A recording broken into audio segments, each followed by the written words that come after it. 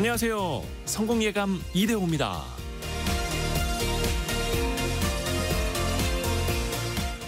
다른 사람에게 부탁을 잘 못하는 사람들이 있습니다. 분명 누군가의 도움을 받아야 하는데 부탁의 말을 꺼내는 게 쉽지 않죠. 아쉬운 소리를 한다고 핀잔 들을까 봐, 혹은 거절을 당해서 상처받을까 봐. 하지만 거절당해도 괜찮습니다. 부탁을 하지 않으면 거절당할 일도 없겠지만 부탁을 해야 도움을 받을 수도 있는 거죠. 누군가 내 부탁을 거절하는 건 나에 대한 부정이 아니라 그 사람의 상황이나 능력의 한계일 수도 있습니다. 바빠서 안 된다고 하면 바쁜 척하는 게 아니라 그냥 진짜 바쁜가 보다 하면 됩니다. 도와줄 수 없다고 하면 오히려 억지로 수락하는 것보다 솔직하게 말해줘서 고맙다고 생각하면 됩니다. 다음을 기약하는 것도 방법입니다. 도움이 꼭 필요했는데 너무 아쉽네요. 다음에 기회가 되면 함께 했으면 좋겠습니다. 라고요. 인간관계에서 거절은 언제든지 있을 수 있는 자연스러운 일입니다. 내가 모든 사람의 부탁을 다 들어주고 살 수 없듯이 말이죠. 거절을 당하면 마음이 편할 리는 없겠지만 내가 거절을 당했다고 해서 나의 가치가 떨어지거나 중요하지 않은 사람이 되는 건 아닙니다. 달라지는 건 상대방이 내 부탁을 들어줄 거라는 기대감 뿐입니다. 성공예감 이대호입니다. 시작합니다.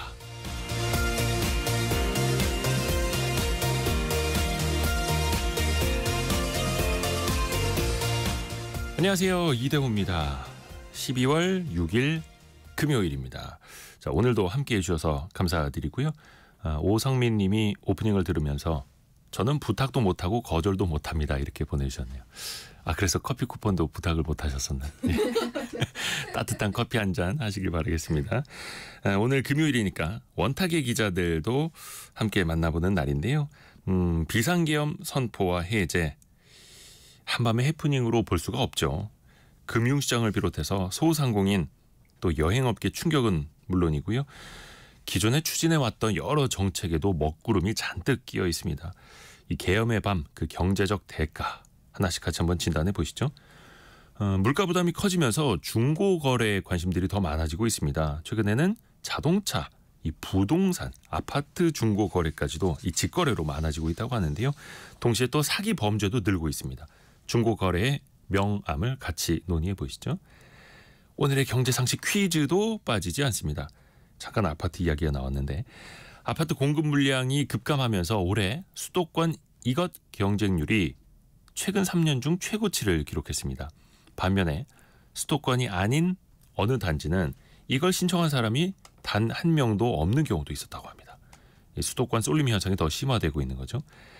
새 아파트나 오피스텔 등이 지어진다고 했을 때 제가 사겠습니다 라고 신청할 의사를 표시하는 걸 말하는데요.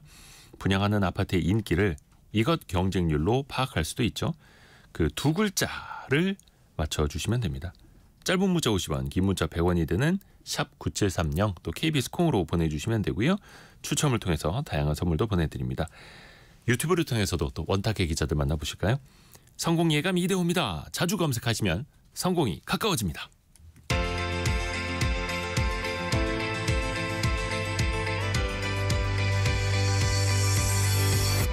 KBS 1라디오 성공예감 이대호입니다.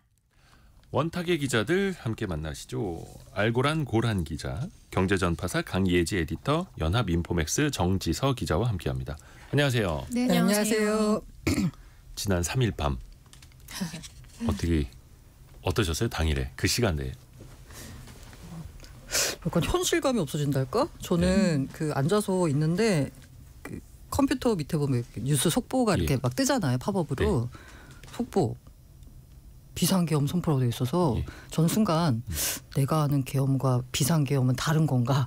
라고 생각을 했습니다. 이거 혹시 외국 사례 아닌가? 말겠죠. 첫 번째 든 생각은 당연히 다 북한이었고요.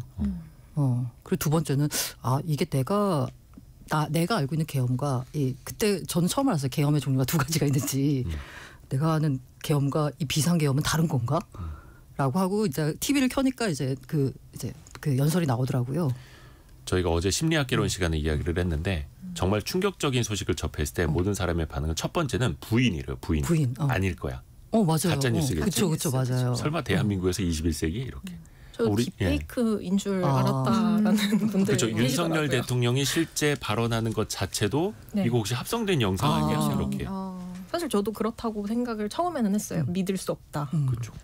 우리 또 정지석 기자는 그 다음날 아침에 저희 출연 때문에 계속 스탠바이 하고 있다가 그랬었죠. 저희가 네. 그 뉴스 속보로 계속 수중계로 대체되는 바람에 방송을 못했는데. 네. 저는 근데 그때 이제 그 뭐 경제부처 분들이랑 저녁을 먹고 있었는데 예. 그러다 동시에 다 같이 핸드폰 알람이 뜨기 시작하면서 맨 처음엔 오보, 잘못된 오보. 근데 잘못된 오보라고 하기엔 이런 내용이 오보가 나갈 수 있나 하면서 갑자기 다들 이제 다 같이 일어나서 저는 회사로 그분들은 각자 부처로 들어가서 다 같이 대기 모드 하면서 이제 저는 이제 일단은 밤새 저는 기사를 좀 썼고요. 그래서 정신이 없었는데 저희도 방송이 이제 어떻게 될지 모르니까 계속 원고 수정하고 대기하고 하다 결국엔 못했잖아요. 근데 이게 진짜 아까 선배 말씀하신 대로 엄청난 시차가 아니라 엄청난 세월의 어떤 간극을 하루 사이에 느꼈고 진짜 우리가 얼마 전까지 그 한강 작가 노벨상 수상한 거 보면서 야 우리나라 민주주의를 이제 그러니까 대한민국의 어떤 민주주의 역사를 세계 시민들이 이제 이걸 진짜 좀 더 많이 알고 보겠구나 읽겠구나라는 생각을 하다가 비상계엄이란 단어를 지금 여기서 딱 들으니까 그 사람들은 지금 이 대한민국을 어떻게 볼까라는 생각이 들면서 굉장히 많은 생각이 들었습니다. 지금 진짜 아직도 실감이 안 나요, 그렇죠. 사실. 그래서 물과 공기처럼 우리가 소중함을 몰랐던 민주주의에 대해서 다시 한번 또 우리가 생각해 볼 수 있는 시간이었고요. 금융시장인데 또 엄청나게 흔들렸어요. 당장 그 계엄 선포 나오자마자 원달러 환율이 그 야간 시장에서 폭등해 버렸잖아요. 그랬죠. 사실 그게 되게 상징적인 거였는데. 네. 사실 그날 이게 뉴스에서 나오기 시작하면서 제가 여기저기 이제 외신도 틀어보고 이게 진짠가 해가지고 각 방송국도 들어가 보고 이제 뭐 그 환율이 이제 우리 야간 거래하니까 그 창도 같이 보기 시작했는데 한 12시 17분이라고 이제 보니까 나오더라고요. 한 2시간 정도 지나니까 1,446원으로 이제 그래프가 이렇게 쭉 올라가는 게 보이더라고요. 그래서 이게 지금 굉장히 그 외국에서 봤을 때는 긴박한 상황인 거고 그게 고스란히 환율에 들어가 있구나라는 거를 정말 바로 알게 됐고요. 사실 그 다음에 이제 선포하고 나서 뭐 국회 폐쇄되고 막 그거에 따라서 그래프가 출렁이는 게 바로 보였거든요. 그래서 그런 거 봤을 때는 사실 우리나라 국민뿐만 아니라 세계 시장에서도 좀 충격이 강하지 않았나라고 생각합니다. 그래서 1,440원대 넘어섰다가 그래도 최근에는 1,410원대까지 조금 내려오기는 했습니다만 그래도 외환당국에서 조금 지켜보려고 했었던 1,400원대 이제 훌쩍 넘어섰다는데 좀 더 아픔이 있는 거죠. 흐름은 어떻게 봐야 될까요? 지금 일단 뭐 오늘 아침에 기재부도 이제 야간 외환시장 유동성을 강화하겠다 뭐 이런 이야기들을 지금 계속 하고 있는 건데 사실 지난달에 이미 뭐 노무라증권 같은 외국계에서는 우리나라가 내년 상반기에 1,500원대 환율 갈 거다라는 얘기가 이미 보고서는 나왔었거든요. 근데 이제 그때의 트리거는 트럼프 당선이었죠. 그러니까 트럼프가 당선되면 관세, 감세 집중될 거고 그렇게 되면 미국 국채 금리나 달러 가치가 오를 수밖에 없을 거야. 그럼 이 상황에서 달러와의 민감한 또 중국 경제에 대한 의존도가 높은 우리나라 원화는 당연히 타격을 입을 거다. 그러면 특히 한국은행 같은 경우는 환율에 그렇게 방어에 적극적이지 않다 보니까 당연히 원달러 환율은 오를 수밖에 없다라는 전망이 많았는데 이게 이제 비상계엄 사태 때문에 그 시기가 더 당겨질 거다. 자칫하면 연내 1,500원 선에 올 수도 있다라는 이야기까지 지금 나오고 있는 거고요. 지금 뭐 사실 환율이 급격하게 이렇게 뛰게 되면 일단은 먹고 사는 문제부터 생각을 좀 안 할 수밖에 없잖아요. 이게 환율 상승하면 수입 물가 오를 거고 그렇게 되면 또 이제 진짜 어렵게 1%대까지 떨어진 소비자 물가 상승률이 다시 또 들썩일 수 있는 거고요. 워낙 약세 흐름이 일시적인 현상이 아니라 지금 어떤 추세적인 현상으로 가고 있다에 대한 경각심이 조금 필요할 것 같고요. 뭐 진짜로 환율 변동하면 수입 물가 뛰면서 식품 외식 가격 오를 거고 라면 같은 것만 봐도 이제 원재료인 밀가루나 파뮤 같은 거 수입하는 가격 자체가 오르면 라면값 오르는 게 뭐 굉장히 쉬운 얘기거든요. 뭐 특히나 뭐 원재료를 뭐 쌓아둔 대기업들 같은 경우는 그나마 조금 버틸 재간이 있겠지만 중소기업들은 또 더 어려워질 거고 중소기업들이 어려워진다는 건 자영업자한테 타격이 갈 수 있다라는 얘기고요. 그다음에 뭐 해외 사업 비중 큰 뭐 CJ 제일대당이니 농심이니 이런 대기업들이냐 뭐 해외에서 수출해가지고 물건 좀 팔아서 달러 받으면 어쨌거나 환율 효과를 조금 상쇄할 수 있겠죠. 근데 그것도 되지 않는 작은 기업들, 중소기업들은 그리고 국내 산업 내수 비중이 큰 기업들은 훨씬 더 영향을 크게 받을 거기 때문에 사실 그렇죠. 지금 환율을 지금 이렇게 쉽게 볼 일은 아닌 것 같아요. 우리가 뭐 뉴노멀이라고 해가지고 1,400원대를 지금 외환 당국이 이제는 1,400원대가 적극적으로 방어할 수준은 아니다라는 컨센서스가 조금 생긴 것 같긴 하지만 조금 더 심각하게 받아들여야 될 시기가 아닌가 싶습니다. 그렇죠. 경제는 심리인데 네. 그 심리가 계속해서 위축되고 있고 1945번 쓰시는 분께서 심신미약입니다. 3일 밤 이후로 심신미약입니다. 이렇게 보내주셨고 윤인희 님은 80년대 비상계엄을 겪었던 엄마는 그때처럼 길거리에 탱크와 총을 든 군인들이 장악했던 끔찍한 상황이 벌어지는 것 아닌가 심장이 뛰었다고 하네요. 유유 이렇게 보내주셨고 저도 기억하기로는 그 당일 밤늦게인가 어디 이제 여러 유튜브 채널 막 이것저것 찾아봤는데 어느 국회의원분이 이제 국회로 막 뛰어들어가면서 그런 얘기 하더라고요. 탱크가 오면 안 돼요. 탱크가 오면 안 됩니다. 막 이런 얘기를 했던 게 너무 크게 그 당시에는 다가왔었죠. 물론 이제 다행히 최악으로는 가지 않아서 우리가 또 이제 경제를 이야기하고는 있는데 이 외국인 입장에서도 조금 안정을 취할 수 있는 조치들이 나와야 되는 거고 네. 국내 시장 자체로도 그렇고 그래서 기획재정부 또 한국은행이 무제한으로 유동성을 공급하겠다라고 가장 큰 처방전까지 내놓지 않았습니까? 이건 어떻게 실질적인 도움이 될까요? 일단은 액션을 먼저 정부가 보여줬다는 게 중요한 것 같고요. 이게 지금 최근에 이제 코스피나 뭐 코스닥에서 외국인 매도세가 굉장히 거세게 나타나고는 있지만 지수 전반적으로는 그래도 최악의 상황은 피했다라는 평가가 좀 있는 것 같아요. 근데 이제 그게 이제 사실은 그 배경에 외국인 투자자들 입장에서 보기에는 국회의 어떤 계엄 해제 요구 결의 그리고 국민들이 거리로 나와서 적극적으로 반대를 했다. 그래서 6시간 만에 다음날 장이 열리기 전에 수습하는 상황까지 관찰이 되었다. 이 부분이 좀 의미가 있는 것 같고요. 그래서 이제 계엄으로 인한 리스크가 두드러졌지만 외신에서도 이 점을 좀 주목을 하고 있는 것 같습니다. 좀 다행인 부분이기도 하죠.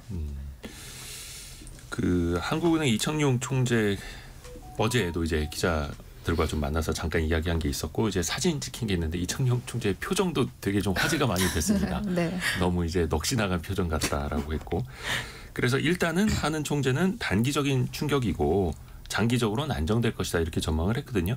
그러면서 뭐 금리를 당장 추가로 인하할 가능성에 대해서 선을 좀 긋긴 했습니다. 한 4일 날 아침이었나요? 그 임시 금통위도 바로 열기는 했습니다만 네. 유동성 공급 쪽으로만 이제 이 얘기를 했고 금리 인하까지는 아직은 이야기를 꺼내질 않았어요. 요거 장면은 좀 어떻게 보셨어요? 그 단기적이라고 얘기할 수밖에 없는 게요. 여기서 만약에 이게 그야말로 이 뭐 국가 신인도나 아니면은 여러 가지 우리 경제에 미치는 영향, 경제 전망 경로를 바꿀 정도의 영향이다라고 말을 해버리면 정말 그렇게 가잖아요. 일단 금융시장 안정을 위해서 할 수 있는 대로 RP 매입을 최대한으로 하겠다라고 하면서 일단 시장 안정에 초점을 맞추고요. 그다음에 금리 부분에 있어서는 정말로 그렇게 문제가 있을 것 같으면 그 차후에 얘기해도 괜찮거든요. 저는 이창용 은행 총재가 말한 게 이게 심리적으로 지금 이건 정말 단기적으로 일어난 해프닝에 불과하고 여파는 단기적이야라고 얘기함으로써 오히려 시장 참여자들의 심리를 안정시키는데 뭔가 기여하려고 했던 느낌인 것 같아요. 진짜 효과가 있는지는 모르겠지만 어쨌든 만약에 여기서 정말 이건 큰 장기적인 영향을 미칠 거라서 우리가 금리를 선제적으로 인하할게요 라고 하면 오히려 더 시장에 미치는 여파가 크지 않을까라는 생각이 듭니다. 중앙은행의 총재라는 어떤 지위가 있기 때문에 말 한마디 한마디가 시장에 미칠 파장을 좀 걱정하는 것 같고요. 뭐 우리가 왜 미 연준에서 파월 의장이 무슨 말하나 이 단어가 얼마나 바뀌었느냐 안 바뀌었느냐 뉘앙스가 어떠냐 이런 거 보잖아요. 그런 의미에서 굉장히 이제 정제된 단어로 조심스럽게 이야기를 했고 그게 이제 말씀하신 것처럼 시장에 어떻게 이제 영향을 줄지는 모르겠지만 일단은 왜 우리가 다들 난리 난 것 같은데 같이 난리 난 것 같은데 같이 난리 났어라고 하면은 더 불안해지잖아요. 근데 그렇죠. 괜찮아라고 하면은 조금 안정되는 것처럼 그런 효과를 주지 않을까 생각합니다. 어제 심리학 기론 시간에도 이현주 교수에게 들었습니다만 더 불안해하는 사람과 같이 있으면 더 불안해지고 조금 더 이제 안정감을 찾아가는 사람과 함께 하면은 더 안정을 빨리 찾을 수 있다. 그런 조언도 해주시더라고요. 그런 의미에서 보면 한국은행, 기획재정부, 금융위원회, 금감원 다들 좀 시장을 좀 안정시키려는 또 노력은 또 열심히 또 하고 있는 거고요. 참 고란 기자한테 저 그거 여쭤보고 싶어요. 당일날 밤에 비트코인 비롯해서 코인 시장이 엄청나게 떨어졌잖아요. 특히 네. 해외 거래소보다 국내 거래소에서 비트코인이 훨씬 더 많이 빠지는 현상이 나타났었고 그날 밤은 어떻게 좀 해석을 해야 돼요? 이게 일단은 그 해외 거래소보다 우리나라가 비싸게 거래되는 걸 김치 프리미엄이라고 하잖아요. 대체적으로 보자면 우리나라에서는 막 코인을 사고 싶어 하는데 사실 국내에서는 코인을 공급하는 뭐 채굴 업체 같은 이런 통로가 없어요. OTC 시장도 발달하지 않았고 그래서 나타나는 건데 그 계엄령 당시에는 역 프리미엄이 나타났습니다. 그 역 프리미엄이 무려 30% 넘게까지 했거든요.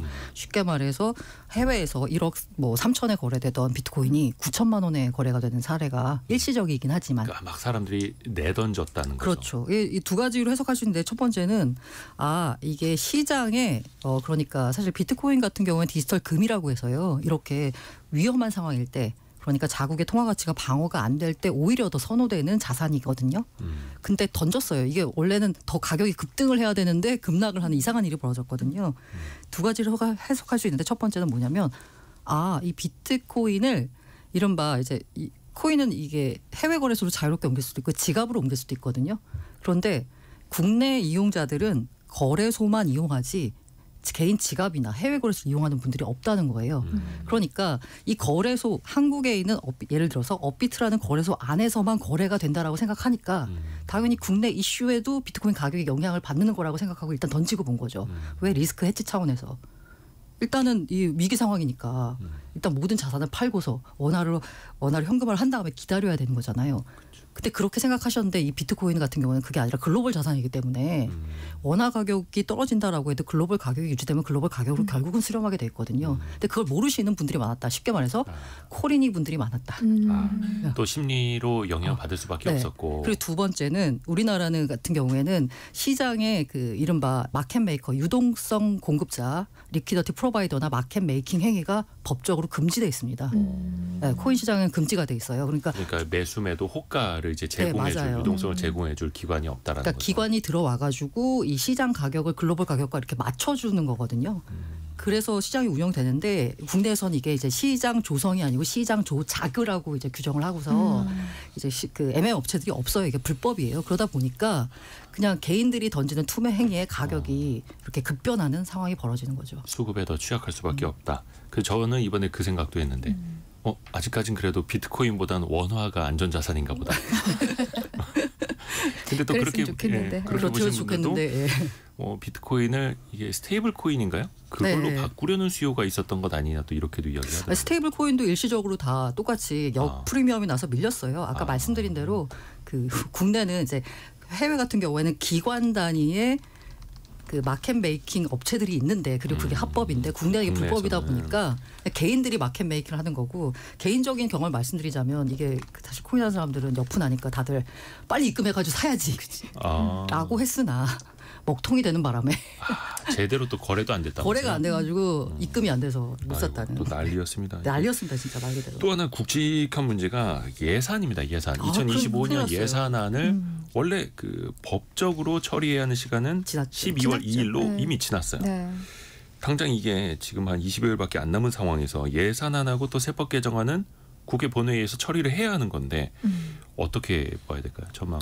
일단 뭐 그 계엄령에서 선포 그 워딩이 예산 폭거였잖아요. 야당의 예산 폭거.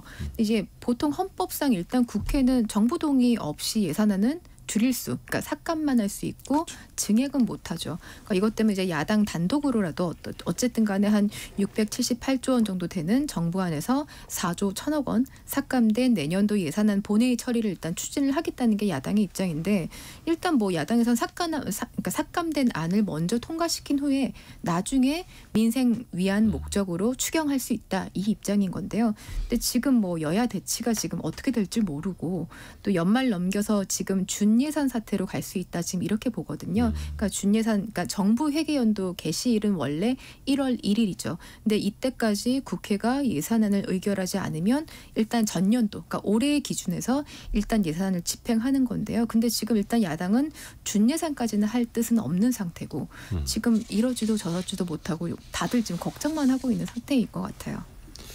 이게 또 이제 국내 경기가 너무 안 좋기 때문에 네. 뭔가 좀 예산을 사실은 더 늘려서 확장 재정을 해도 좀 시원치 않을 판인데 일단 예산 자체는 줄어들었고 거기에 대해서 이견은 계속되고 있고 원래 예산은 전통적으로 여야가 합의해서 처리를 하는 그렇죠. 건데 어디에선가 지금 꽉 막혀 있고 지금 예산안보다는 사실은 이제 탄핵안이 또 정치권에선 또 우선순위로 보고 있기 때문에 그 이후까지 또 전국을 좀 체크를 해봐야겠네요. 너무 어렵습니다. 그 많은 분들이 그 메시지도 보내주시면서 우리 경제가 이제 폭망하는 거 아니 약간 이런 식의 또 우려도 많이 보내주고 계세요. 이제 내수가 너무 어렵기 때문에 특히 자영업 하시는 분들 입장에서는 당장 타격이 바로 들어오고 있잖아요. 그렇죠. 많은 사람들이 이제 저녁 약속도 취소한다고 하고 특히 이제 여의도에서 이제 국회 상대로 영업하시는 분들 많은데 예약도 많이 취소됐다 하더라고요. 이게 그 지금 4일차잖아요. 최근에 이제 확실히 그 도심권의 저녁 모임 줄었다라는 얘기가 많이 들려요. 맞아요. 연말인데 사실 원래도 우리 연말 같지 않았잖아요. 작년에도 어려워가지고. 근데 이제 이게 지금은 정말로 완전 싸늘해졌다라는 그런 평가 나오고 원래 이제 12월이라고 하면은 성탄절도 있고 연말이고 하니까 이제 사람들이 모임도 많이 해서 선물도 하고 그래서 30% 정도 매출 늘어나는 시즌인데 나라가 불안정한데 이제 씀씀이를 늘리기는 사실 쉽지 않은 거고요. 소비와 투자가 원래 심리로 움직인다 이런 말들 많이 하잖아요.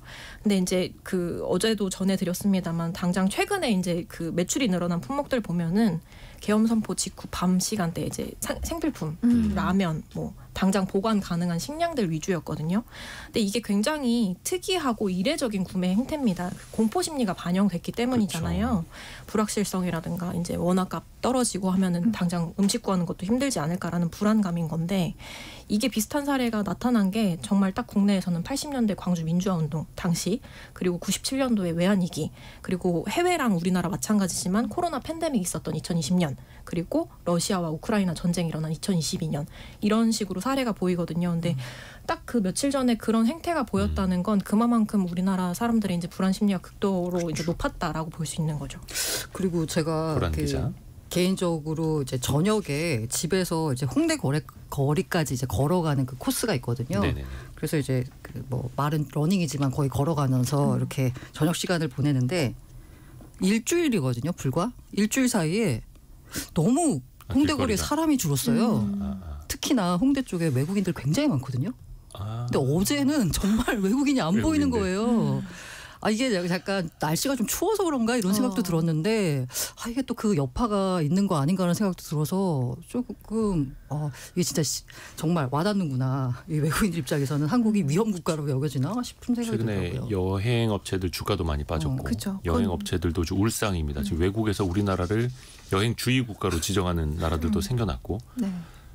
이게 참 창피한 걸 넘어서서 실질적인 경기 타격으로 온다는 맞아요. 거죠. 원래 굉장히 연말이면은 흥청망청 해야 될 흥청망청이라는 표현을 쓰는 게 좋을지 어떻게 약간 북적북적 거려야 될 북적북적. 근데 옛날 상점들이 다 그 몇 년 전에 저희 촛불 집회 했을 때 그때도 근데 비슷했잖아요. 심리가. 네, 그때도 심리가 다들 막 교통마비니까 나가지 마. 그리고 신변안전 혹시라도 위험할지 모르니까 나가지 마. 외식도 하지 마. 그러면서 그때도 뭐 백화점, 마트 다 안 갔었고 사실 저녁도 이 삼엄한 시기에 저녁 약속 하지 마. 그러니까 이런 심리가 강해지다 보니까 당분간 진짜 자영업 내수 경기는 더 위축될 수밖에 없을 것 같아요. 그러니까 이게 사회적 분위기가 이렇게 좀 심각해지면 네. 먹고 마시는 걸 더 또 이제 눈치 볼 수밖에 없고 저도 솔직히 오늘 저녁은 이제 제 그냥 친한 친구들 만나기로 했는데 그 친구들마저도 지금 좀, 모여도 맞는 되냐 게 뭐 이런 맞냐. 식으로 그죠. 하더라고요. 근데 네. 저는 생각이 좀 다른 게 오히려 이런 때일수록 먹고 마시고 나가서 만나고 모임하는 게 맞다. 그러니까 예를 들어 예전에도 강원도에서 진짜 큰 불 났을 때 사람들이 아예 강원도 못 가겠다. 괜히 거기 강원도 관광 갔다가 눈치 보인다라고 하는데 강원도에서는 그런 말씀하셨잖아요. 오히려 관광을 와주는 게 도와주는 거다. 와서 좀 돈을 써달라. 여행을 오시라라고 했던 것처럼 오히려 이럴 때는 그냥 저녁 모임 평상시처럼 하시고 연말 기분도 내시고 하는 게 맞지 않을까라는 저 개인적인 생각도 갖고 있습니다. 경제를 위해서. 그 통신 이야기를 좀 해볼까요?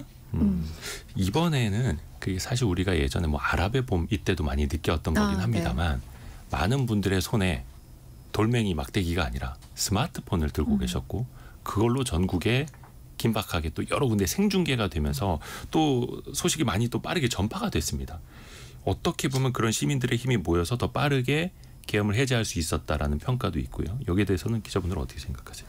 일단 그 정기석 신기한 경험이었던 게 3일 당일날 밤에 12시 전후로 진짜 그 텔레그램 앱에 아는 이름들이 갑자기 두두두두 들어오는 거예요. 가입. 저도. 네, 다들. 그래서 뭐야라고 봤더니 이제 혹시라도 카카오톡, 그러니까 우리가 쓰고 있는 그런 일반적인 메신저들이 차단될. 계엄 결과에 따라서 어떻게 될지 모르니까 차단될까봐. 근데 상대적으로 우리가 이제 그 텔레그램 같은 경우에는 이제 보통 비밀 대화 서비스 하면서 굉장히 인기가 많았잖아요. 그러니까 보안성이 높다라는 이유로요.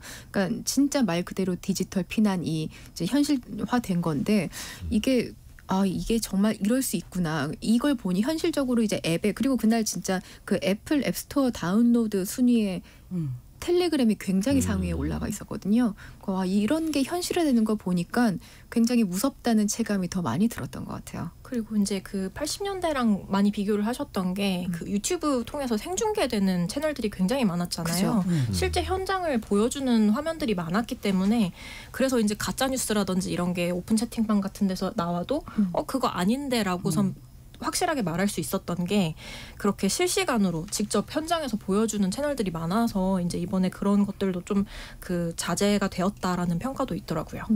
그렇죠. 물론 이제 그 가운데서 좀 너무 과장된 네. 것들 혹은 이제 가짜 뉴스도 좀 없지 않아 있기는 했습니다만 그래도 빠르게 전파가 됐던 좀 순기능이 더 강했었던 것 같고요. 만약에 여러 메시징 서비스라든지 커뮤니티 서비스 이런 게 막혔을 때 우리는 어떻게 대응할 수 있을 것인가. 그러니까 사실 왜 스타링크도 하나의 얘기긴 합니다만 위성통신들 이야기 많이 하지 않습니까? 이번에 러시아 우크라이나 전쟁에서도 네. 그 스타링크가 되게 이제 우크라이나 측에서는 빛을 발하고 있는데 그런 대안을 우리도 마련해 놔야 되는 것 아니냐 이런 이야기도 나오고 있어요. 근데 뭐 어차피 스타링크 서비스 역시나 정부가 요청하면 서비스 제한을 하기 마찬가지죠. 때문에 마찬가지입니다. 네. 정부가 요청을 하면 제한할 수 있습니다. 위성통신 업체도 제한할 수가 네, 있는 제한할 거예요. 수 있어요. 이거 피하려면 밀반입하는 네, 맞아요. 그거밖에 이걸 없어요. 밀반이에요. 네. 아니 그럼 우리가 어떤 이제 독재 국가처럼 이른바 VPN이라는 것처럼 IP를 우회하고 뭔가 통신 장비도 밀반입을 해서 통신을 해야 되고 이거 뭔가 그래도 대비가 되어 있어야 하는 것 아닌가라는 생각들은 다들 하실 텐데요. 햄이 있습니다. 저도 여기까지 가면 안 되는데 네, 무선 아마추어 라디오. 무선 라디오 햄이라고 있잖아요. 네. 아마추어 무선 통신 네. 우리 왜 재난 영화 보면은 마지막에 큰거 들고. 라디오 켜고 네. 듣잖아요. 그런 주파수 맞춰서 그렇죠, 통신하는 그렇죠. 그런 상황까지는 가지 말아야죠. 가지 말아야죠. 많은 분들이 또 이제 답답한 마음에 의견도 공유해주고 계시는데요. 남궁림님께서는 심지어는 전쟁하는 이스라엘에서 우리나라를 여행 주의 국가로 그러니까요. 했다고 하네요. 자존심 상합니다 보내주셨고 한성진님은 가게에 손님이 안 와요. 정말 없더라고요. 그렇지 않아도 장사가 안 되는데 요 며칠 정말 사람이 없어요. 유유 이렇게 보내주셨네요. 토요일 오후 7시죠. 네. 탄핵 여부를 국회에서 이제 표결할 예정이라고 하는데 가결이든 부결이든 또 그 이후에도 또 한 번 소용돌이가 치겠죠. 대외 신인도 문제도 있고 우리나라 입장에서는 어떻게 이거는 역시 뭐 그냥 일단 지켜보는 수밖에 없을 텐데요. 그렇죠. 근데 뭐 그저께 한은 총재도 이야기했잖아요. 자기 전화기에 불이 났었다. 국내에서야 이제 그래도 뭐 여야간 좀 정쟁을 왜 하는지 배경이라도 알지만 해외는 알지 못하고 짐작하지 못하니까 진짜 너무 충격적이었다. 대한민국에서 지금 계엄이라니 하고 충격을 받아서 이창용 총재한테 직접적 전화하고 메시저로 물어보고 이런 분들이 굉장히 많았다고 하는데 사실 뭐 이 총재 말로는 국가 신인도에 미칠 영향은 제한적일 거야라고 말은 했습니다. 이게 순수하게 정치적인 이유로 벌어진 계엄 사태라 이게 한국의 어떤 경제 펀더멘털이랑은 별개에서 분명히 외국 투자자들을 생각을 할 거야라는 게 논리였는데 그러니까 정치적인 프로세스, 경제적 프로세스를 구분하겠다는 거죠. 구분하지 않을까?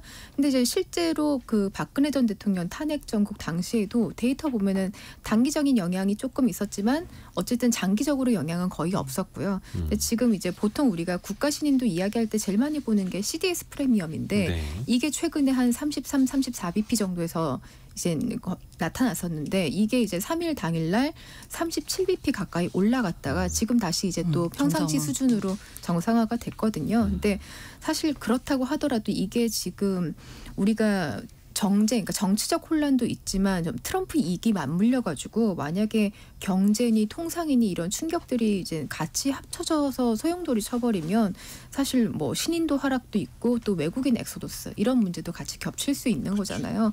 그래서 다들 이젠 뭔가의 안정을 위해서 심리적인 안정을 위해서 이거는 괜찮을 거야라고 이야기했지만 마냥 또 안심하기만은 이른 상황이 아닌가 싶어요. 저는 일단 계엄이 선포된 과정에서 야 이거 민주주의 후퇴 아니냐라고 했지만 또 굉장히 합법적인 절차를 통해 가지고 또 정상으로 돌아왔잖아요. 네, 맞아요. 그 보면은 와 이걸 보면 또 그 한국의 약간 이 저렴. 민주주의 저렴 뭐 이런 걸 이제 느낄 수가 있어서 국가 신인도 문제 부분에 있어서는 저도 뭐 이 상황 때문에 다른 해외 약간 그 아프리카나 이런 남미 국가처럼 우리 신인도가 떨어질 거라고 생각하지는 않습니다만은 지금 걱정이 되는 거 하나는 이 시기가 좀 그렇다는 게 이 미국 대통령이 바뀌는 시기잖아요. 네. 지금 현재 대통령이 트럼프 같은 느낌을 받아요. 정상들도 보면 멕시코, 캐나다 정상들은 바이든과는 이제는 안 하고 취임하기도 전에 이제 트럼프와 만나서 자기들이 얻을 건 얻고 뭐 줄 건 주고 뭐 이런 식으로 굉장히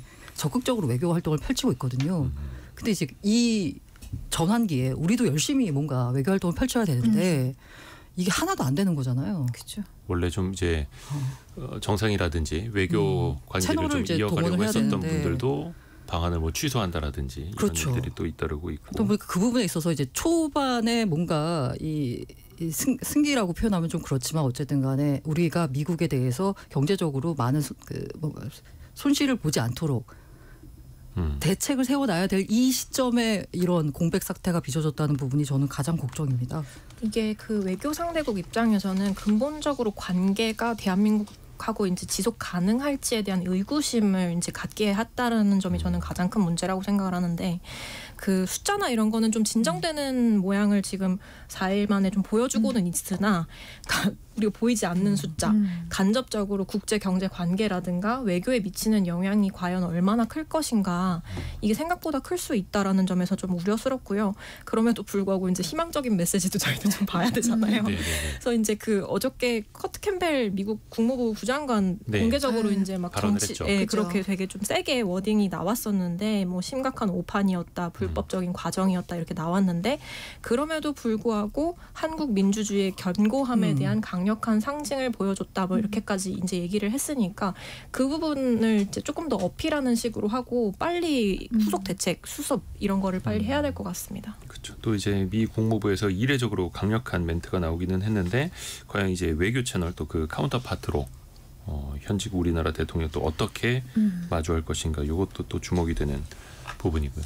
또 앞으로 어떻게 흘러가느냐에 따라서 우리 경제 가치에 계속 원탁의 기자들에서 짚어보겠습니다.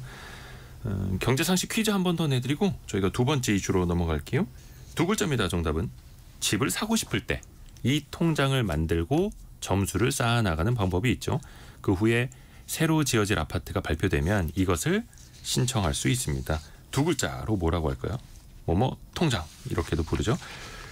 한국부동산원에 따르면요. 10월 기준으로 이 통장에 가입한 사람이 2,670만 명이 넘습니다. 하지만 항상 좋은 아파트는 경쟁률이 높죠. 또 분양가도 높아지고 있고요. 지난 한 달 동안 약 7만 명이 이걸 해지했다고도 합니다.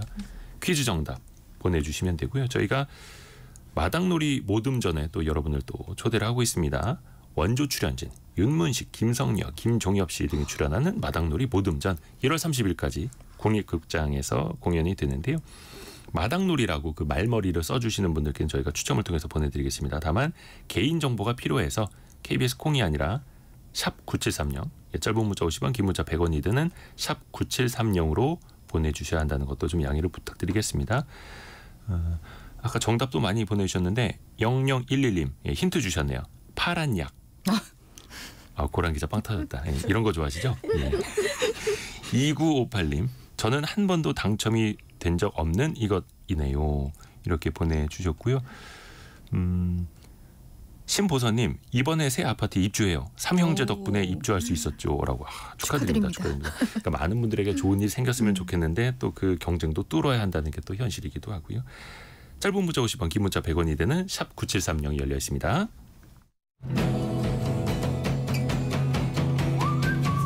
오늘의 움직임에 주목하고 세상의 흐름을 놓치지 않습니다. 여러분의 내일을 응원하며 성공의 열쇠를 함께 찾아갑니다. 성공예감 이대호입니다. 경제가 어렵고 또 물가도 높다 보니까 중고 거래들 많이 더 찾는다고 합니다. 우리 기자분들은 좀 이례적인 중고 거래, 난 이런 것까지 중고로 사거나 팔아봤다. 혹시 어떤 게 있을까요? 이례적인 거는 저는 그래요? 전자제품은 좀 그 팔아본 경험이 몇 번 있어요. 네, 전자제품이 그 채소마켓이라고 해야 되나요? 네. 당근마켓. 네, 채소마켓에서 잘 그래도 팔리는 그 종류의 제품군이어가지고 좀 약간 샀는데 실증이 나거나 못 쓰거나 하는 제품들은 조금 좋은 가격에 올려가지고 팔아본 경험이 몇 번 있습니다. 정지석 기자는. 저는 최근에 그 집 도배하고 이사를 좀 도배를 좀 하면서 예. 집에 있는 물건들을 좀 정리를 많이 했는데 생각보다 안 입는 옷이나 안 쓰는 물건들이 굉장히 많이 나오더라고요. 그래서 그 당근에서 나눔도 그냥 조금 하고 네, 뭐 아예 새 제품들은 실제로 팔기도 하고 근데 생각보다 그 채팅으로 연락이 굉장히 많이 오더라고요. 그래서 되게 놀랐어요.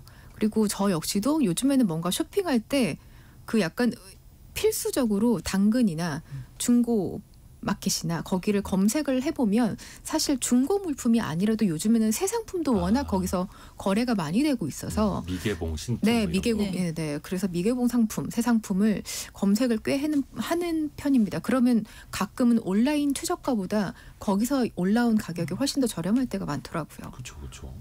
고란 기자는 중고 거래 좀 하십니까? 저는 제가 안 하고 저랑 같이 사는 사람이 엄청 중고거래 애용자라서 그 특히 애들 용품은 거의 다 중고로 사는 것 같아요. 왜냐하면 애들 용품은 사실 그 사용 기간이 얼마 안 되잖아요. 짧으니까 보통은 사고요. 또 그 잠깐 샀다가 또 팔기 때문에 약간 일종의 약간 느낌이 내가 1년 썼으면 1년치 사용료로 요만큼을 썼구나 이런 식으로 이제 환산이 되니까 애용하고 있습니다. 감가상각 같은. 네네. 근데 중고거래에서 빠지지 않는 문제가 사기입니다. 사기. 속이고 먼저 돈부터 보내주세요. 그런데 상품은 보내주지 않거나 뭐 벽돌 하나 넣어서 보내고. 지금도 마찬가지일까요? 이거 왜 달라지질 않을까요?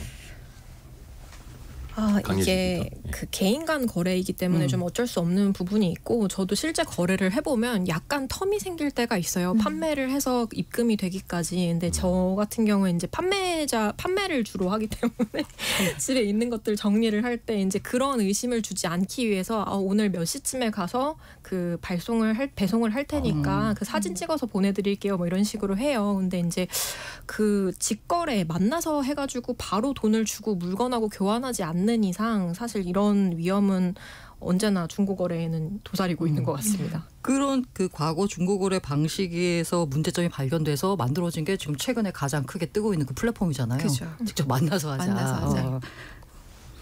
그래서 저 같은 경우에는 아예 택배 거래를 안 합니다. 무조건 직거래. 혹시 받아본 적 있으세요? 뭐 벽돌이라든가 뭐 아니죠. 되게 황당한 저도 물건들. 다행히 제가 없어요. 좀 의심이 많아가지고 절대 돈부터 송금하지 않습니다.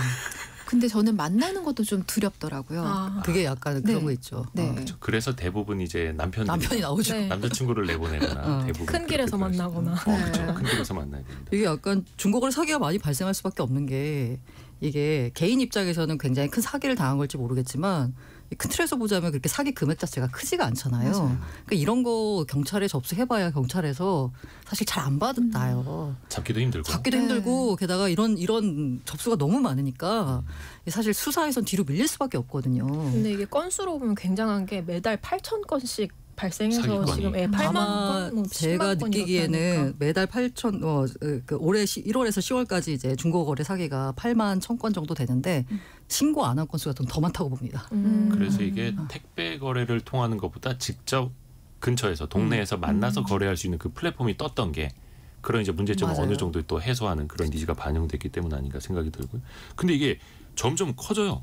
자동차 직거래, 심지어 아파트 그러니까. 직거래가 요즘 많아지고 있더라고요.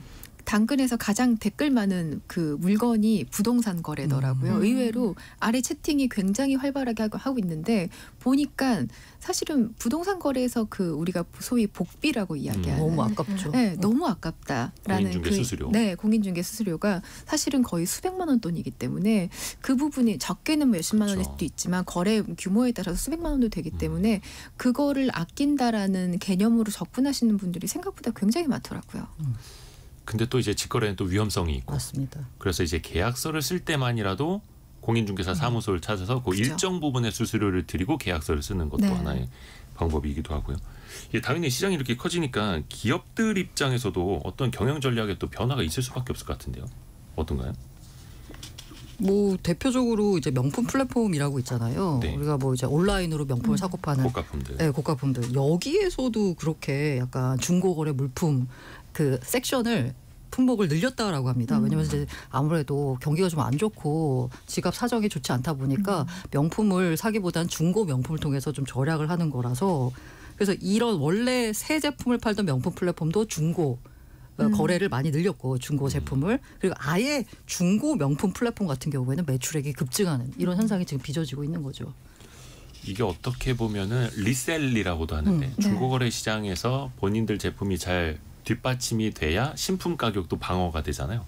중고차도 마찬가지고 그쵸. 고가 사치품도 마찬가지고 이 중고거래를 또 무시할 수가 없는데 사기 범죄 아까도 이야기를 했는데 어떻게 보면 또 경기가 안 좋다라는 것의 방증일 수도 있겠고 또 개인정보 유출 같은 문제도 있겠고 좀 개선해야 할 점도 있지 않을까요? 기자분들은 어떤 걸 좀 생각해 보세요?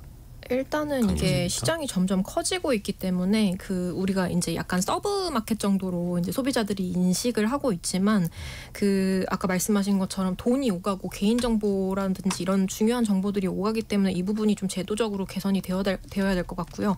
그런 점에서 사실 그 우리 올해 계속 나왔던 얘기가 중고 거래와 관련된 데이터조차도 지금 파악이 제대로 안 되고 있다. 네. 정부에서 그 부분이 약간 사각지대로 남아있다라는 지적이 계속 나왔거든요. 그래서 일단은 실태 파악 어느 정도로 지금 이게 거래가 되고 있고 어떤 문제들이 있는지 파악하는 게 먼저 우선일 것 같고 그리고 나서 제도적으로 어느 부분을 미비한 점을 개선을 하면서도 시장을 활성화시킬 거냐 이 부분에 대한 논의가 좀 적극적으로 재개되어야 되지 않을까 생각합니다. 저도 참고로 하나 팁을 좀 드리자면 왜 그 텍스트로 본인의 전화번호를 쓰시는 분들 계세요. 그 나중에 다 검색으로 나오거든요. 그래서 이미지. 0505 같은 어떤 그 안심번호를 쓰시거나 아니면 이제 요즘 앱에서도 지원이 되는 메시지로 대체하시거나 아니면 저 같은 경우는 그렇게 씁니다. 꼭 핸드폰 번호를 써야 될 때는 이응 알파벳 I 이응 이런 식으로 쓰는 거야. 숫자 010으로는 검색되지 않게. 예, 그렇게 좀 변형을 하는 것도 하나의 방법이고 저 같은 혹은 경우는 이미지 파일을 올리시면 됩니다. 그렇네. 그리고 또 거래가 된다면은 다 거래 기록을 삭제합니다. 왜냐하면 그 사람이 그동안 뭘 사고 팔았는지가 다 남기 때문에 물론 그게 그 사람의 당근 그 히스토리, 점수나 레퍼런스가 신용도가 될 수는 있겠습니다만 그거 남는 걸 또 이제 좀 개인정보 유출로도 이어질 수 있어서 각별히 또 조심하시길 바라겠습니다.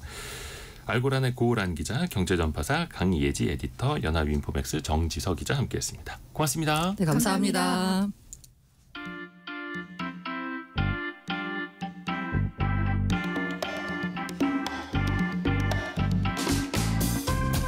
지금 여러분께서는 KBS 1라디오 성공예감 이대호입니다를 듣고 계십니다. 프로그램에 참여하신 청취자 여러분께는 추첨을 통해 아름다운 식탁 창조 주비푸드에서 뿌리 담은 리얼 생 와사비를, 쉽고 빠른 판촉물 제작 시너지 기프트에서 무드 등 미니 가습기를, 그리고 성공예감에서 준비한 커피 쿠폰을 보내드립니다.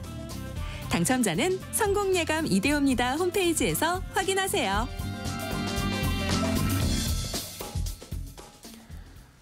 청취자분들의 의견, 문자메시지 많이 좀 소개해드려야 되는데 최근에 좀 정치적인 것과 관련해서 거친 말씀들이 많이 올라옵니다. 제가 좀 필터링을 해야 되는데 경제상식 퀴즈는 두 글자였는데요. 4719님이 오답을 보내주셨네요. 보약. 겨울이라 부모님께 보약 한 잔씩 해드렸어요. 잘했죠? 라고 보내주셨네요. 아유 잘하셨습니다. 잘하셨습니다. 보약 드시는 것처럼 상황들이 다 좀 나아지셔야 될 텐데요.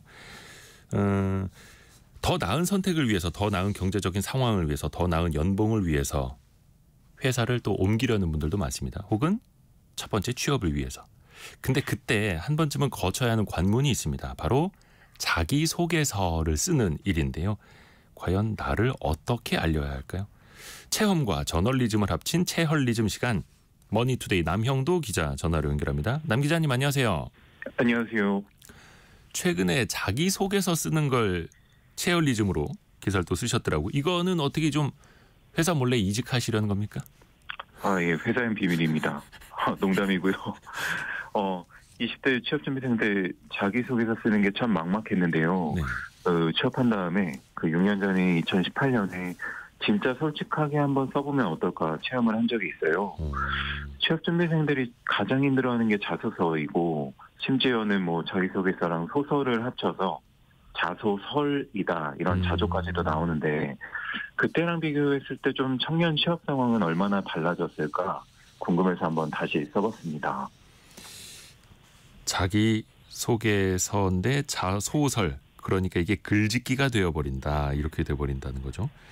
근데 그렇죠. 어찌됐든 간에 네. 솔직하게 작성을 해야 되고 근데 항상 지원 동기부터 빠질 수가 없잖아요. 남 기자님은 어떻게 적으셨어요?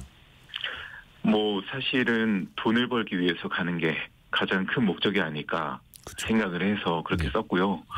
진짜 솔직하게 뭐 사랑하는 사람과 잘 먹고 잘 살고 싶은데 네. 돈을 벌어야 하니까 입사하고 싶다. 조금 더 솔직하게 하면 뭐 주택담보대출 갚아야 돼서 해야 된다. 또 뭐 이름난 대기업인 이유도 있다. 뭐 이렇게 썼는데 어디 다니냐고 했을 때 2번 설명하지 않아도 좋은 기업이다. 뭐 회사가 오래 안 망했으면 좋겠다. 연봉도 찾아보니까 나쁘지 않은 편이더라. 이런 식으로 진짜 솔직하게 한번 써봤습니다. 정말 솔직하게 썼네요. 나 돈 벌러 가는 겁니다. 그 회사 연봉 많이 준다고 해서 안 망할 것 같은 회사라고 해서 그 회사 가려고 하는 겁니다. 라고 쓴 거예요. 자, 그렇죠. 일단 네. 그 회사의 반응은 이따가 뒷부분에 여쭤볼게요. 또 하나가 그 지원 동기 말고 또 본인 어떤 성격상의 장단점도 쓰지 않습니까? 근데 이거는 본인의 성격 단점까지 솔직하게 써도 될까요? 어때요?